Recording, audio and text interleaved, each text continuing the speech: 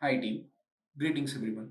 In our previous session, we saw this concept called as synchronization, and we added the synchronization step as an implicit wait in this particular script, and we saw the execution as well.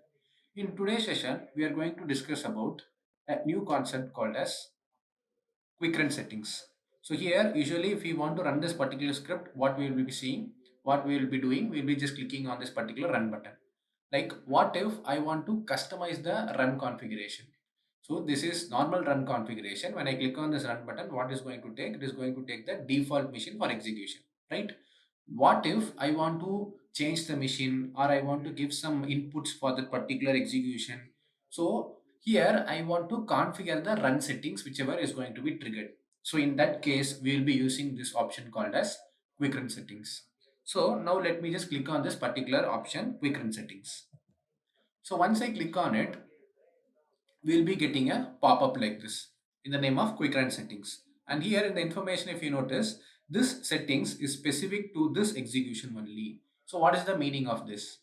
So it is saying this particular settings whichever we are going to give is applicable for this execution only. What do you mean by this execution? So when I say this execution, for each and every execution which is going to be triggered, there is a execution ID will be generated.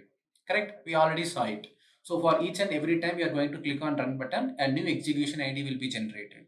So now this settings whichever I am going to give for this particular execution which I am going to trigger will be applicable only for that particular execution. So when you are using this quick run settings, you can configure only one settings at a time. Correct? So here I'm going to trigger one execution, and in that particular execution I want to configure some settings, and this configuration is applicable only for the execution which I'm going to trigger. That is the meaning of this. This settings is specific to this particular execution. So now let us understand the other options. We have something called a system. And here under this we have client machine. So under client machine we have two options. One is Steve Anderson and another one is the different one. So here how do we get this particular options? We already discussed. So once you install this FireFlink client in your local machine, you are going to get your machine name. How will you get your other machine names? Because I have added this person as a user under my license. So I am getting this particular machine name here so that I can use his machine for the execution purpose. Now we know how we got these two machines here. In the right hand side, if you can see, the machine details of Steve Anderson is reflecting. Why? Because as of now, if you can see, the Steve Anderson machine is selected. Now here we will discuss about these informations. Client machine, Steve Anderson. So here, since the Steve Anderson machine is selected, it is giving me the details of the Steve Anderson machine. And here we have something called as headless mode. So once I place the cursor on the toggle button, it is displaying me some tooltip. It is saying browser will launch without any user interface.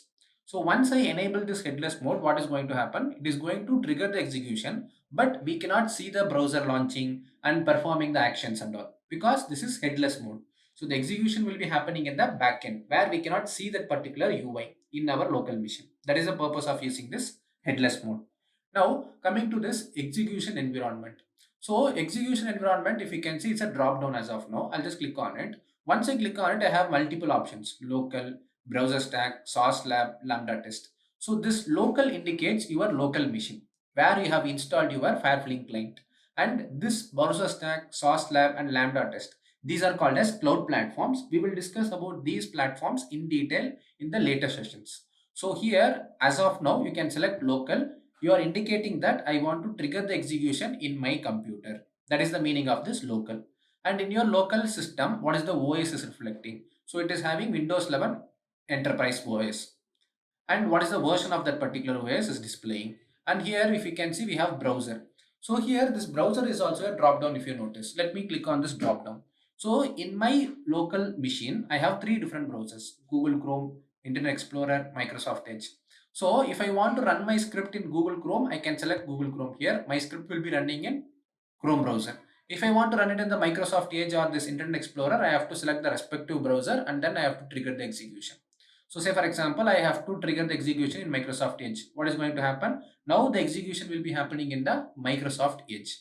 So here, if you notice something, once I select the type of the browser, the respective version is changing. So here, if you can see, when the Chrome browser is selected, it is saying 117.0.59 something. Now let me select the Explorer. It is saying 11.1.22. So how come these versions are populating? Because these are the versions which is available in my local machine. So once you select the browser, the respective browser version which is available in your local machine is going to be displayed here. So I want to trigger the execution in Chrome browser. So what I will do, I'll just go for Chrome browser.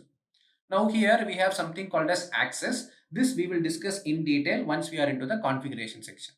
I hope this is clear. So here I am just giving the settings as I want to trigger the execution in my local machine which is running on the Windows 11 and which is having a version of this, and in my machine I want to trigger the execution in the Chrome browser and in this particular version which is available in my local machine. So now I have given all these settings. What if I want to run the execution not in my machine, in the different machine? So now what I can do, I can select this machine. So once I select this machine, if you can see, this machine details will be populating. And how come I'm saying it? Because if you can see, the machine name has been changed. Now again we have the same options. I want to select the option in the execution environment. What is the execution environment? Local. So here when I specify local, the execution will be happening in the local machine but not in my local machine, in this particular machine, because this is local for this particular machine. So when I trigger the execution now, the execution will not be happening in my computer, it will be happening in this particular computer which is running on Windows 11 Pro.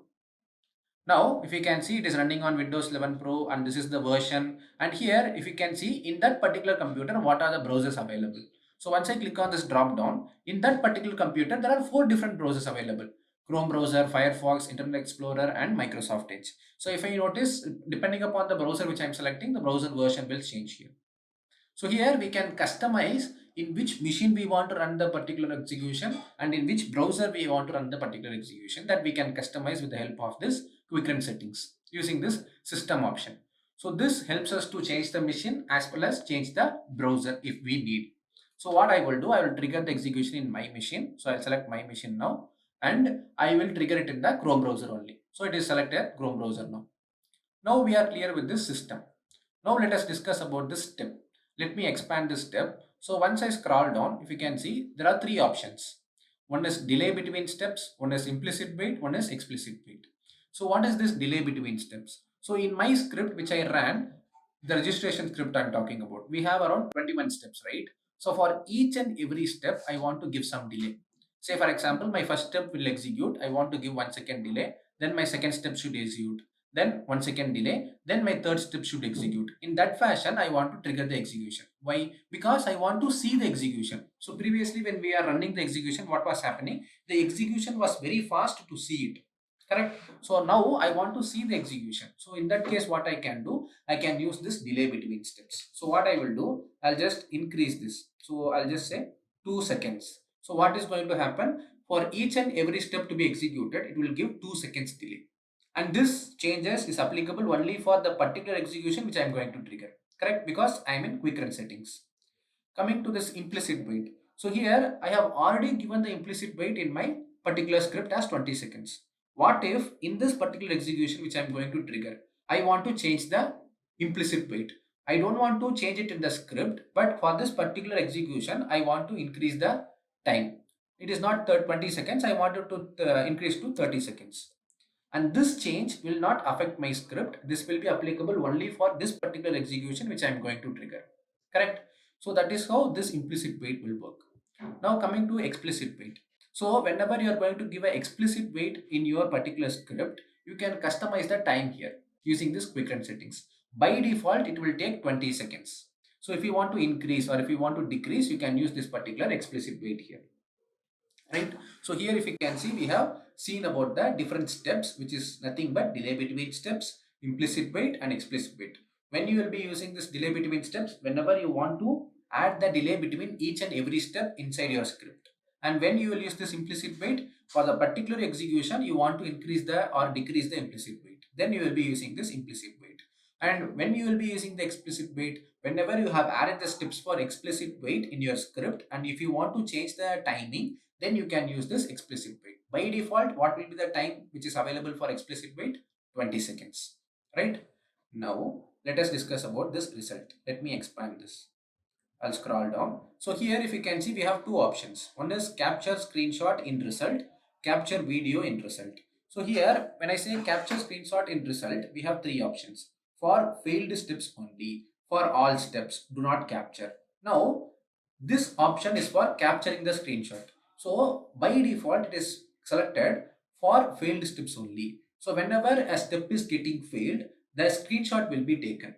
So for what purpose? So here, once I download the screenshot and once I see that particular screenshot, I can understand why it is failing. So it is easy for me to debug that particular script. So by default, it is present in for failed steps only.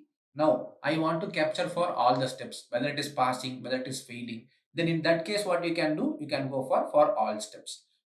Now, I don't want to capture the screenshot only, whether it is passing, whether it is failing. I don't care. I don't want to capture the screenshot only. In that case, what you can do, you can go for do not capture. Right? Now, I will prefer this for failed steps only, which will be more efficient. Why? Because when I select this option, right, whenever the script is failing, it is going to capture the screenshot. So now, whenever the script is failing, it will capture the screenshot and it will store it. So my storage becomes efficient. When I go for this option, for all steps, what is the problem? It is going to store all the screenshot, which might increase my storage. Now when I go for this option, this will not help me when the script is failing. I cannot debug it properly, I may not, correct? So I will go with this first option, which is nothing but for failed steps only. So it is not mandatory you have to go for this only. It is your preference. According to your preference, you can go for any one of the option. I prefer this particular option so that it is easy for me to debug that particular script as well as it is storage efficient. Coming to this, capture video and result. Now here it is saying for failed scripts only. For all scripts, do not capture. So do not capture is by default selected. So here when I want to see the complete execution of that particular automation, then what I can do, I can go for all scripts. So this, what it will do, it will record the video and it will store the video. Whether the script is passing, whether the script is failing, it doesn't care. It will store the video of all the executions and it will store that particular video into your storage. Now, when I go for this option, so this is going to record the entire session. If the script is failing, it will store it in the storage. If the script is passing, it is not going to store the video in the storage. So when I say storage, right, I'm talking about the cloud storage. Since FireFlink is a cloud-based platform, so here all the recordings and all the screenshots will be stored in the cloud platforms, right? So here when I give this option for failed scripts only, what is going to happen? Whenever the script is failing, it is going to store that particular video. When I give this particular option, what is going to happen? It is going to store the video for all the execution which you are going to trigger. Whether it is passing, whether it is failing, it doesn't care. It will store all the videos. Now, if you go for this do not capture, what is going to happen? It is going to not capture the video only. So here by default, it is given do not capture. Why? Because it is storage efficient. Whenever for a particular script, I want to capture the video, then I will give this particular option. Whether it is failing, I want to capture, or whether it is passing or failing, I want to capture. So as of now, I'll go with the default option. And there is another one option called as display logs in result.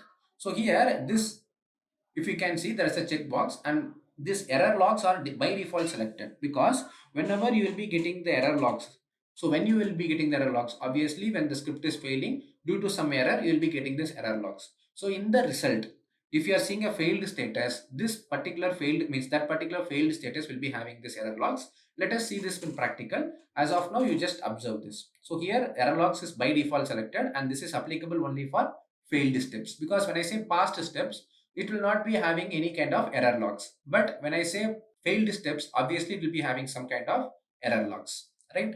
I hope this is clear. So now we'll just move to the last part, which is here we have a checkbox. Make these settings as default. Now, whichever settings I'm going to give here is nothing but the quick run settings and which is applicable only for this particular execution, right? What if this settings, whichever I'm giving now, I want to make it as a default setting. Then what I will do, I'll click on this checkbox.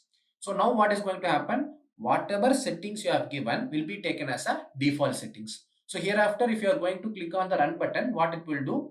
It will take the Stevens machine and it will take by default 2 seconds delay. Implicit wait will be 30 and it will capture only for failed steps and it will not capture the video only. So all the settings, if you want to make it as a default settings for all the run configuration, for run configuration which you are going to do in the future, then you can use this checkbox.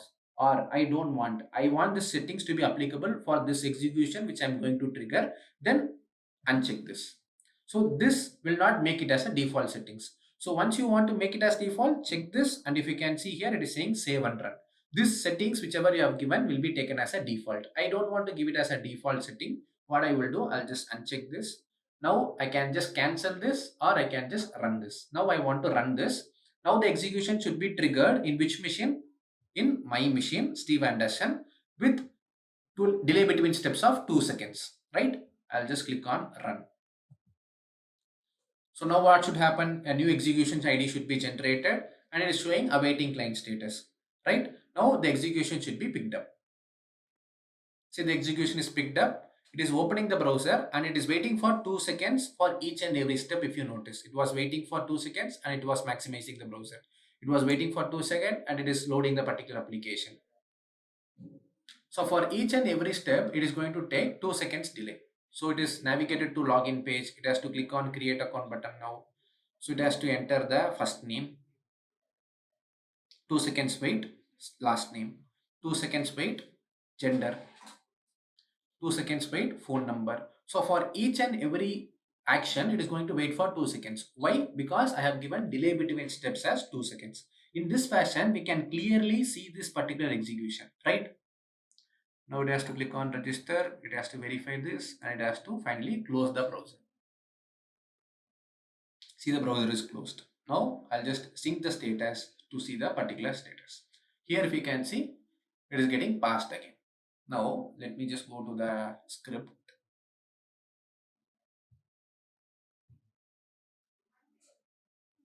So here if you can see, all the steps are passing. Right? Now I told you like this quick run settings, right? Now let me just go again. I'll just click on this quick run settings.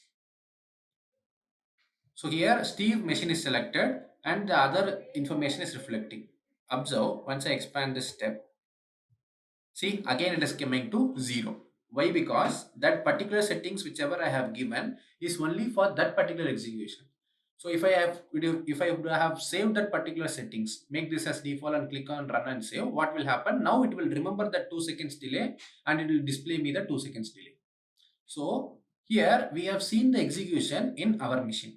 Okay. What if I want to trigger the execution in this machine? In another machine. I have to select this machine, right? I'll just click on this radio button and the machine is selected. So here, before triggering the execution in another machine, what is the first thing we have to make sure? That machine is available and it is up and running, right? So as of now, I have made this machine available and it is up and running. So now I have selected this particular machine. I'll scroll down. So in that machine also, I want to give some delay between the steps. I'll just increase the delay between steps to 2 seconds, and implicit wait and explicit wait, I will just keep it the same. I'll scroll down. So now I'll have this result, right? Now what I will do, I will capture the screenshot for all the steps. Okay, I'll just keep the settings. And for the video, I'll capture the video for all the scripts, which is indicating that whether the script is passing or failing. I don't care. I want the video, right? Now I'll just click on this run button. Now what should happen? The execution should be triggered, but not in my machine. It should be triggered in a different machine. I'll be sharing that particular screen also. No need to worry. I'll just click on run button. We will just see the execution. So now the execution dashboard, and here if you can see, the execution is saying awaiting client status.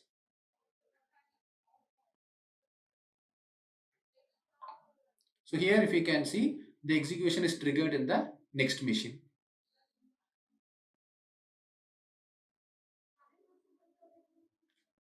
So the same execution is happening in that machine also. See, now it is stuck in the welcome screen only. What I will do, I'll just sync the status. So now if you can see in my machine, I can see that particular status as running, which indicates that it is trying to, means the script is still running. Now it got automatically closed. So it indicates that that particular script got failed. So what I will do, I'll just sync the status. So here if you can see, I am getting failed status. Now when I run this particular script in my machine, it was passing. When I was running this particular script in a different machine, it is failing. Now I want to understand why it is failing. So what I will do, I'll just click on this failed status. And let me just go to the script.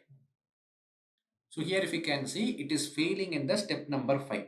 Okay, let me understand why it is failing. So I told you, like, means we have given the settings, right? Whenever the script is failing or passing, I want the screenshot, right? So what I will do, I'll just click on this failed status. So here if you can see, the element is found, but it is not able to verify whether it is displayed or not. Okay, let me just click on this download screenshot. So now the screenshot is available. I'll just click on this. So here if you can see, since the page is still loading, it was not able to verify that particular element. So the element is found, but it is not able to verify whether it is displayed or not, since the application is still loading. So in this case, what we can do in the sense, now I'll just see this option also. Here if you can see video. So what is the settings that I have given? Whether the script is passing or failing. I want the video, right? I'll just click on this download video. So now once you click on the download icon, right, this particular file will be downloaded. A zip file will be downloaded. I'll just open this. So this is the zip file, right? I'll just extract it first. Extract all, extract. So inside that we'll be having this AVI file, which is a video file. I'll just open this with the help of VLC.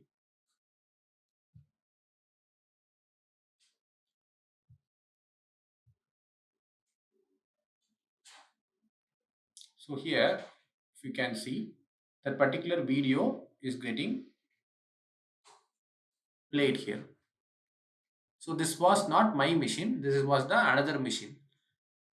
So the same execution video which was recorded in the other machine, I can download it in my machine, I can see that particular execution, which helps me to understand how the execution happened. So when we cannot able to see that particular machine, like the machine is physically not available with you, but still you want to understand where it went wrong. So in that case, you can download this particular video into your local machine and you can just check the video. See here still the application is loading. I'll just fast forward it. So here if you can see, the UI is loaded, but still it is not able to locate the element. So now I'll just close this video. So the point of playing this video in the sense, so here we are using this quick run settings to run the same script which we have written in our local machine in different machines. Correct? So I'll just close this. So here I am using the same script. So if you can see, I am using the same script. So when I give the quick run settings, I can run it in my machine and I can run it in a different machine. And if I want to give the some what is that implicit wait or explicit wait or delay between steps, I can increase or decrease them with the help of this quick run settings. So here we are just configuring the quick run settings using this particular option. I hope this is clear. We will see the other features in the upcoming session. Thank you.